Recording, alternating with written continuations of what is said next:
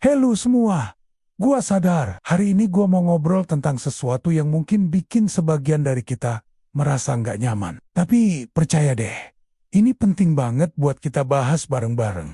Kamu tahu nggak, seringkali saya lihat teman-teman Kristen kita yang langsung mundur begitu dengar kata teknologi baru.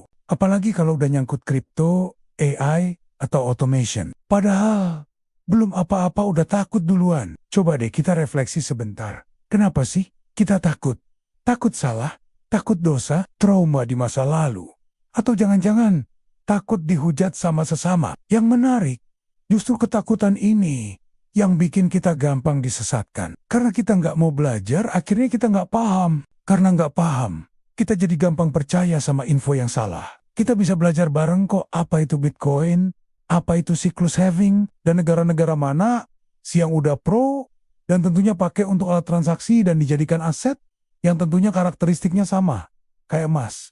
Bayangin deh, kalau Rasul Paulus hidup di zaman sekarang, menurutmu dia bakal nolak kripto atau teknologi? Enggak dong, justru dia pasti bakal jadi konten kreator yang paling aktif mengedukasi investasi kripto di exchange atau dompet masing-masing. Bukan titip dana dan ikut aktifin di software kita dengan sangat detail dan akurat. Kalau dalam hubungan dengan Tuhan nih, mungkin Rasul Paulus live streaming khotbah, bikin podcast tentang firman Tuhan, bahkan mungkin pakai AI buat translate pesannya ke berbagai bahasa. Tapi apa yang terjadi sekarang? Kita malah lebih sering dengar, jangan ini, jangan itu.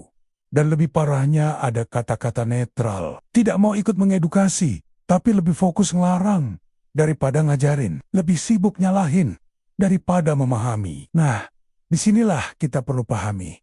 Takut sama teknologi itu bukan cerminan iman. Itu trauma kolektif yang perlu kita hadapi dan sembuhkan bareng-bareng. Iman yang sejati justru mengajarkan kita untuk menguasai dunia, termasuk teknologi di dalamnya. Ingat nggak perintah Tuhan di Kejadian? Kita dipanggil buat mengusahakan dan memelihara, bukan buat menghindar dan ketakutan. Semua investasi ada momentumnya. Contoh di zaman Salomo dan nenek moyang kita, emas jadi salah satu instrumen untuk menjadi kaya, properti di zaman orang tua gua, dan kalau sekarang ya Bitcoin. Masalahnya konsep investasi itu tidak bisa langsung kaya, tapi bertahap dan compounding. Bitcoin bisa jadi cara baru buat mendanai pelayanan. AI bisa bantu kita bikin konten rohani yang lebih menarik, dan tentunya di teknologi kripto. Automation bisa kasih kita lebih banyak waktu buat fokus melayani sesama.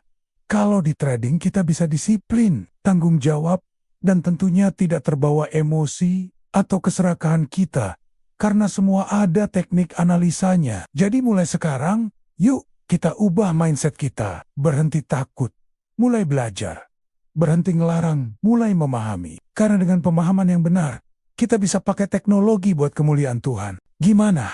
Mulai tertarik buat belajar teknologi? Gua sadar, takut teknologi bukan iman. Itu trauma, tapi iman sejati ngajarin kita buat kuasai dunia termasuk kripto dan AI.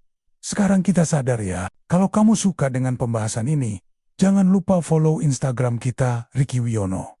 TikTok kita Gua Sadar, dan YouTube kita dengan cara like, subscribe, dan share ke teman-teman yang mungkin butuh pencerahan ini juga. Sampai ketemu di video berikutnya. Gunakan kesempatan yang ada.